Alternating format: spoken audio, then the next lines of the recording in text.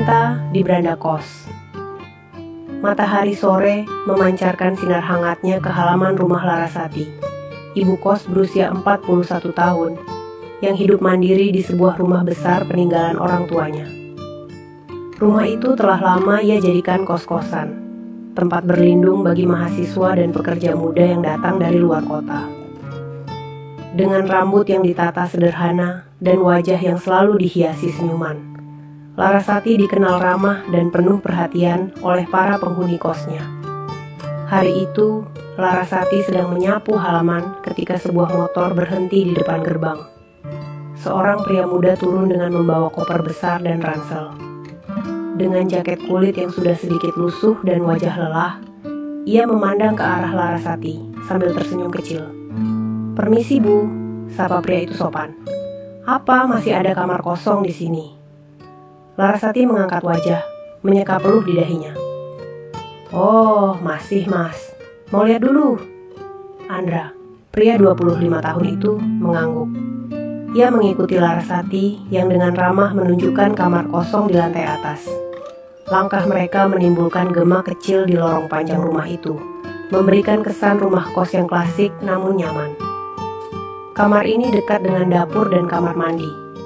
"Kalau Mas Andra mau, saya bisa bantu bersihkan dulu sebelum Mas pindah barang," ujar Larasati. "Terima kasih, Bu Laras," jawab Andra. "Rasanya saya sudah cocok dengan tempat ini." Larasati hanya tersenyum. Dia tidak terlalu memikirkan penghuni baru ini, menganggapnya sama seperti penyewa lain yang datang dan pergi. Namun, ada sesuatu di mata Andra, ketenangan yang membuat Larasati merasa nyaman sejak awal pertemuan mereka. Setelah proses administrasi selesai, Andra mulai memindahkan barang-barangnya. Larasati menawarkan bantuan, tetapi Andra menolak dengan sopan. "Saya bisa sendiri, Bu. Ibu sudah cukup repot." Hari pertama Andra di rumah kos itu berjalan lancar. Ia terlihat sibuk menata kamarnya hingga malam. Ketika Larasati sedang menyiapkan makan malam di dapur, ia mendengar suara langkah kaki mendekat. "Bu Laras, apa ada tempat makan terdekat yang Ibu rekomendasikan?" tanya Andra dari balik pintu dapur. "Oh, kalau Mas Andra tidak keberatan makanan sederhana, saya biasanya pesan dari warung sebelah. Mau saya bantu pesan?" Andra tersenyum. "Wah, terima kasih, Bu. Boleh. Kalau begitu, saya ikut saja apa yang Ibu pesan." Kebaikan kecil itu menjadi awal dari percakapan pertama mereka yang lebih panjang. Di meja dapur, mereka berbagi cerita tentang kehidupan masing-masing. Larasati menceritakan bagaimana ia mengelola kos ini setelah suaminya meninggal, sementara Andra bercerita tentang pekerjaannya yang baru dimulai di sebuah perusahaan teknologi di kota itu. Malam itu, Larasati duduk di ruang tamu sambil merenung. Kehadiran Andra membawa kesegaran dalam rutinitasnya. Ia tidak tahu bahwa penghuni baru ini akan mengubah hidupnya dalam cara yang tidak pernah ia bayangkan. Pagi di rumah kos Larasati selalu dimulai dengan hiruk-pikuk ringan. Suara penghuni yang bersiap-siap bekerja atau kuliah bercampur dengan aroma kopi dan roti bakar dari dapur. Larasati, seperti biasa, bangun lebih awal untuk menyapu halaman dan menyiram tanaman di beranda depan. Baginya, kegiatan itu lebih dari sekadar tugas rumah. Itu adalah momen menenangkan sebelum menghadapi hari. Andra, penghuni baru, keluar dari kamarnya dengan setelan kemeja putih dan celana hitam. Ia terlihat rapi dan bersemangat. Saat melewati Larasati yang sedang sibuk dengan pot tanaman, ia menyapa dengan senyum hangat. "Selamat pagi, Bu Laras. Rajin sekali, sudah sibuk di pagi begini," ucap Andra. Larasati menoleh sambil tersenyum. "Pagi, Mas Andra. Ini kebiasaan saja. Kalau halaman bersih, hati saya ikut senang." Andra tertawa kecil. "Saya juga suka tanaman, Bu. Mungkin lain kali saya bisa bantu." Sejak hari itu, Andra mulai sering membantu Larasati dengan hal-hal kecil. Ia membantu mengangkat galon air yang baru diantar, memperbaiki keran bocor di dapur, hingga mengganti bohlam lampu yang mati di lorong. Meski Larasati merasa bisa melakukannya sendiri, kebaikan Andra selalu membuatnya terharu. Mas Andra ini baik sekali ya. Zaman sekarang jarang ada anak muda yang peduli seperti ini, puji Larasati suatu hari. Andra hanya mengangkat bahu. Bu Laras terlalu memuji. Saya cuma ingin meringankan pekerjaan ibu saja. Lagi pula, ibu sudah banyak membantu saya sejak saya pindah ke sini. Hari-hari berlalu, dan kehadiran Andra mulai menjadi bagian dari rutinitas Larasati. Sore hari, saat penghuni kos lain sibuk dengan aktivitas masing-masing, Andra sering duduk di beranda depan.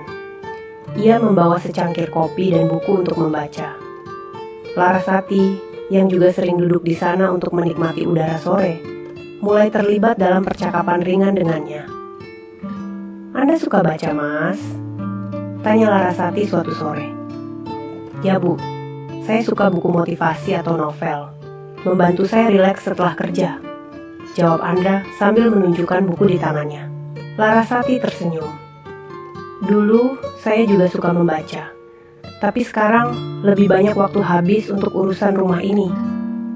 Percakapan itu berlanjut, mengalir seperti sungai kecil. Andra dengan santai berbagi cerita tentang pekerjaannya, harapannya di kota baru, dan keluarganya di kampung halaman. Sementara itu, Larasati dengan hati-hati mulai membuka cerita tentang masa lalunya, tentang suaminya yang meninggal 5 tahun lalu, dan bagaimana ia berjuang menjaga rumah kos ini sendirian. "Apa ibu tidak pernah berpikir untuk pindah atau menyerahkan rumah ini ke orang lain?" tanya Andra penasaran. Larasati menggeleng pelan. "Tidak, Mas. Rumah ini penuh kenangan.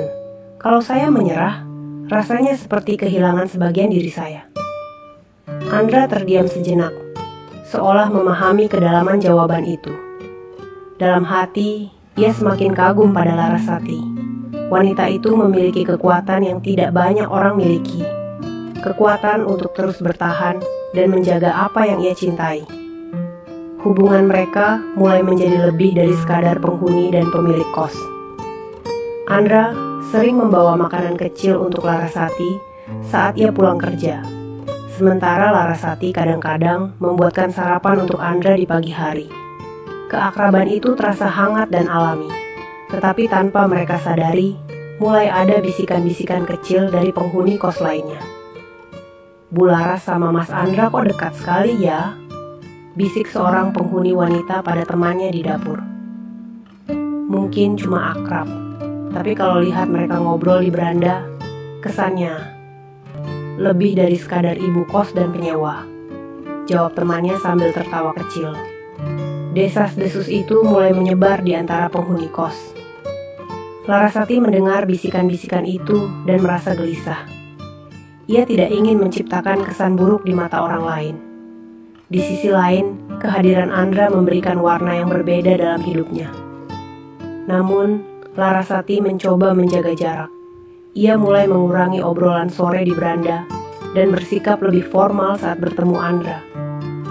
Perubahan sikap itu membuat Andra heran. "Bu Laras, apa saya melakukan sesuatu yang salah?" tanyanya suatu hari. Larasati tersenyum kaku. "Tidak, Mas. Saya hanya sibuk dengan pekerjaan rumah." Andra tahu ada sesuatu yang berubah, tetapi ia tidak ingin memaksakan Larasati untuk menjelaskan. Dalam hati, ia merindukan kehangatan percakapan mereka yang dulu begitu tulus dan menyenangkan. Larasati duduk di bangku kecil di kebun belakang rumah kosnya. Tangan tuanya menggenggam penyiram tanaman, dan matanya tertuju pada bunga melati yang mulai bermekaran. Kebun itu adalah tempat favoritnya untuk menenangkan diri, terutama setelah mendengar desas-desus tentang dirinya dan Andra yang semakin menjadi-jadi di kalangan penghuni kos. Ia menghela napas panjang. Hubungan hangatnya dengan Andra memang membuatnya merasa hidup kembali, tetapi gosip yang beredar membuatnya ragu. Ia tak ingin melukai reputasinya atau membuat Andra merasa tidak nyaman. Namun, tanpa disadarinya, Andra berdiri di belakang, memperhatikannya dalam diam. Pria itu tahu ada sesuatu yang mengganggu pikiran Larasati. Setelah beberapa detik, ia berjalan mendekat, Suaranya memecah keheningan. "Ibu Laras, apa saya boleh bicara sebentar?" tanya Andra dengan nada lembut. Larasati terkejut, tapi ia mencoba tersenyum untuk menyembunyikan kegelisahannya. "Oh, tentu Mas Andra. Ada apa?" Andra duduk di bangku kosong di sampingnya. Ia menggenggam kedua tangannya, seolah berusaha menemukan kata-kata yang tepat. "Saya merasa akhir-akhir ini ibu menjauh dari saya. Apa saya melakukan sesuatu yang salah?" Larasati terdiam. Ia menatap ke arah bunga melati di depannya, berusaha menyusun jawaban. "Bukan begitu, Andra. Saya hanya merasa khawatir." "Khawatir soal apa, Bu?" Andra memandang Larasati dengan mata penuh perhatian. Larasati menghela napas. Orang-orang di sini mulai berbicara. Mereka menganggap hubungan kita terlalu dekat, dan itu membuat saya takut mereka salah paham. Andra terdiam sesaat, lalu tersenyum kecil. "Bu Laras, saya tidak peduli dengan apa yang orang lain katakan. Saya hanya peduli pada ibu." Kata-kata itu membuat Larasati tertegun. Ia menoleh, menatap wajah Andra yang terlihat begitu tulus. "Tapi Andra, kita ini berbeda. Usia kita jauh dan..." "Saya tahu, Bu," potong Andra lembut. "Tapi saya tidak melihat ibu dari usia.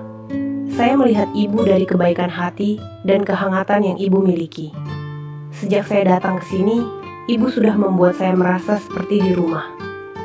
Hati Larasati bergetar. Sudah lama ia tidak merasakan perasaan seperti ini. Rasa dihargai, rasa dicintai. Tapi ia masih ragu. "Andra, saya menghargai perasaan kamu. Tapi saya tidak ingin hubungan ini membuat hidupmu sulit. Kamu masih muda. Masih banyak hal yang bisa kamu capai." Andra tersenyum. "Dan saya ingin menjalaninya dengan seseorang yang saya pedulikan. Kalau itu membuat hidup saya sulit, saya siap menghadapi semuanya." Mendengar itu, Larasati merasa matanya mulai basah. Ia tidak menyangka seorang pria muda seperti Andra bisa begitu tulus dan penuh keyakinan. Namun, ia tahu keputusan ini tidak bisa diambil dengan terburu-buru. "Andra, beri saya waktu untuk memikirkan semuanya, ya?" pintanya lirih. Andra mengangguk. "Saya akan menunggu, Bu, berapapun waktu yang ibu butuhkan." Percakapan itu menjadi titik awal baru bagi mereka. Meskipun Larasati masih ragu, hatinya mulai terbuka sedikit demi sedikit. Ia tahu bahwa Andra adalah seseorang yang berbeda. Seseorang yang mungkin benar-benar tulus mencintainya. Hubungan antara Larasati dan Andra terus berkembang meskipun diwarnai tantangan. Larasati, yang semula ragu, mulai membuka hatinya setelah melihat ketulusan Andra yang tak tergoyahkan. Namun, mereka harus menghadapi gosip yang terus bergulir di lingkungan kos. Suatu hari, Larasati mengumpulkan keberanian untuk berbicara dengan seluruh penghuni kos. Ia berdiri di ruang tengah, ditemani Andra yang berdiri di sampingnya. Dengan suara yang tegas namun penuh kelembutan, Larasati berkata, "Saya tahu banyak dari kalian bertanya-tanya tentang hubungan saya dengan Andra. Saya tidak ingin ada yang salah paham. Apa yang kami jalani adalah hubungan yang tulus. Saya menghargai pendapat kalian, tapi saya harap kalian juga bisa menghargai perasaan kami." Ruangan itu hening sejenak. Beberapa penghuni tampak terkejut, tetapi ada juga yang tersenyum penuh pengertian. Salah satu penghuni, seorang wanita muda bernama Nia, akhirnya angkat bicara. "Bu Laras, saya dulu sempat ragu. Tapi setelah melihat bagaimana Mas Andra memperlakukan ibu dengan begitu baik, saya yakin hubungan ini bukan sesuatu yang salah. Saya mendukung ibu." Satu persatu penghuni kos mulai memberikan dukungan mereka. Larasati merasa lega, seolah beban besar telah terangkat dari pundaknya. Waktu berlalu dan hubungan mereka semakin kuat. Andra melamar Larasati dalam sebuah momen yang sederhana, namun penuh makna di kebun belakang tempat mereka sering berbincang. Larasati menerima lamaran itu dengan air mata kebahagiaan, meyakini bahwa cinta sejati tidak mengenal usia atau batasan sosial. Pernikahan mereka berlangsung dengan hangat, dihadiri oleh keluarga Andra dan penghuni kos yang kini telah menjadi seperti keluarga bagi Larasati. Kehidupan mereka setelah menikah dipenuhi dengan kebahagiaan sederhana, makan bersama di beranda, berbincang di kebun, dan merawat rumah kos yang kini menjadi simbol cinta mereka. Larasati belajar bahwa cinta tidak datang dengan cara yang sama untuk semua orang. Kadang, ia hadir dalam bentuk yang tidak terduga, mengajarkan keberanian untuk menerima, dan kekuatan untuk bertahan. Bersama Andra, Larasati menemukan bahwa kebahagiaan sejati adalah ketika dua hati yang tulus saling memilih dan mendukung, apapun yang orang lain katakan. Di suatu sore, Larasati duduk di beranda rumah kos bersama Andra. Mereka memandang matahari yang perlahan tenggelam di cakrawala. Larasati menggenggam tangan Andra, merasa bersyukur atas semua keberanian yang telah ia ambil. "Andra," ucap Larasati, "terima kasih sudah bertahan untuk saya." Andra tersenyum hangat. "Ibu Laras, saya tidak bertahan. Saya hanya menjalani apa yang saya yakini benar, mencintai ibu." Sore itu, di bawah langit yang berwarna jingga, dua hati yang berbeda usia menemukan kedamaian. Cinta mereka tidak hanya bertahan, tetapi juga menginspirasi semua orang di sekitar mereka. Terkadang, cinta datang dari tempat yang paling tak terduga, tapi keajaibannya selalu nyata.